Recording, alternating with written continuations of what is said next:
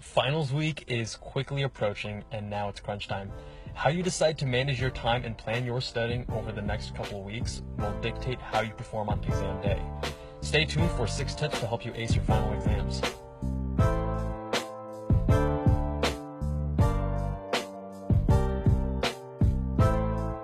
What's going on, guys? This is Jay from medschoolinsiders.com. Let's get straight to it.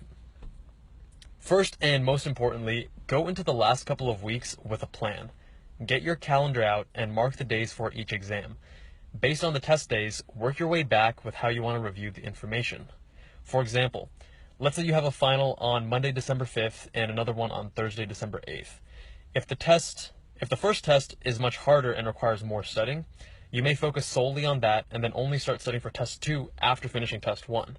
On the other hand, if the first test is easy, you may start studying for the second test well before your first test and then only study for test 1 a couple days leading up to it. This obviously depends on your course load and which finals you have, so figure out what works best for you. Now, when I say plan what you're going to study, I literally mean write out what chapters or what topics you plan to review for each day leading up to the exam. Final exams generally include all of the information since the beginning of the course. I recommend spending less time reviewing information that was tested on the midterm and more information from the second half of your course. This is for 2 reasons. First, you should already be familiar with information from the first half of the class. After all, you took a test on it, and therefore you will need less time to review it. Secondly, final exams generally favor information that hasn't already been assessed in prior exams.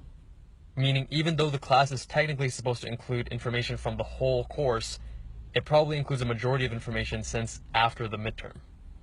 Now, when you're making this plan, give yourself some wiggle room. You will probably fall behind on your schedule, so have a few catch-up blocks to account for this.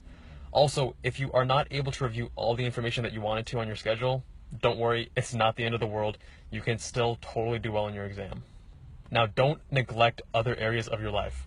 True story, I had a friend in college who took pride in the fact that during finals week, he would not shower for 4 or 5 days straight at a time. That is disgusting. Please do not do this. It's important to remember that you can only study and absorb so much information in a day. By neglecting other areas of your life, you're not doing yourself any favors. Remember, you have to be well rested, well fed, healthy, and not stinky to maximize return on your studying and also performance come test day. Because you can only study so many hours in a day, longer hours yields diminishing returns. Therefore, efficiency is the name of the game. Schedule your study breaks around meals, errands, and exercise. For example, wake up, have breakfast, then study for 2 hours using Pomodoro. At your break, start laundry, then do another 2 hours of Pomodoro. Then have lunch, followed by another 2 hours of Pomodoro. At this point, you're probably pretty tired of studying, so go to the gym and get a workout in. I have more information on the Pomodoro technique in this video above.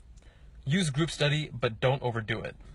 Group study is excellent to maintain motivation and discuss difficult concepts. However, it also generally slows you down.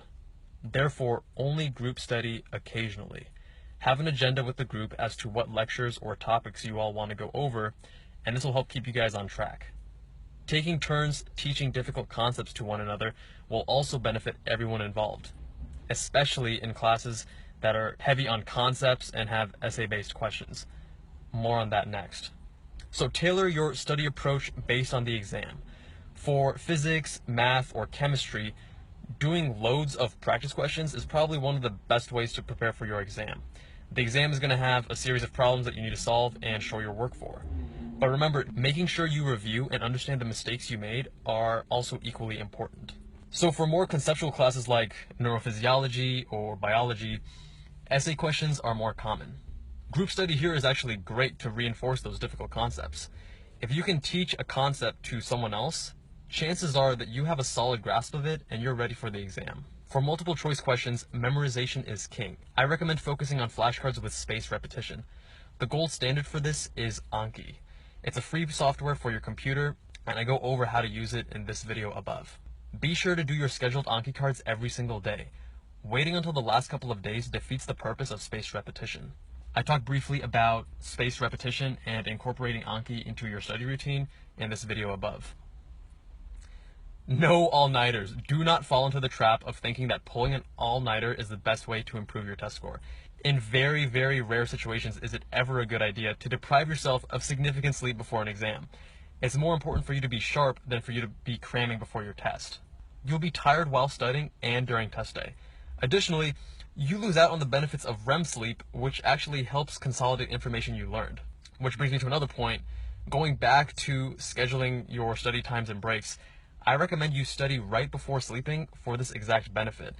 Information learned right before bed has greater rates of retention. Use this to your advantage. Alright guys, that is it for this video. If you found any of these tips helpful, please press the like button. New videos are coming out every week. Hit that subscribe button if you have not already, and I will see you guys in that next one.